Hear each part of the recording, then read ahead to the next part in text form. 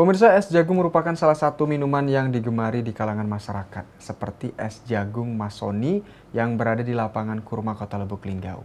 Dijual dengan harga mulai dari Rp5.000 dalam satu hari, pedagang es jagung mampu meraup keuntungan hingga ratusan ribu rupiah.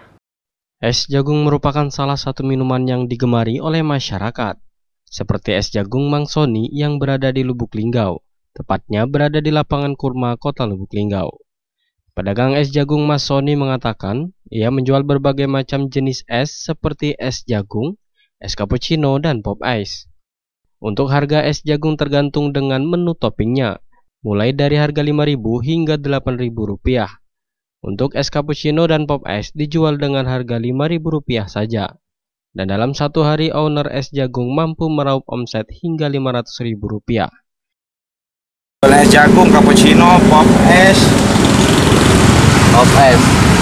Untuk omset sehari itu berapa? Kalau omset sehari jual beli kita sekitar 500.000. 500.000. Es jagung itu berapa ini? Es jagung tergantung menu pudingnya, ada yang harga 5.000, ada yang 8.000. Bervariasi. Bervariasi ya. Kalau untuk cappuccino kita kasih harga 5.000. 5.000. Pop ice 5.000. Tim Liputan, Silam Pari TV.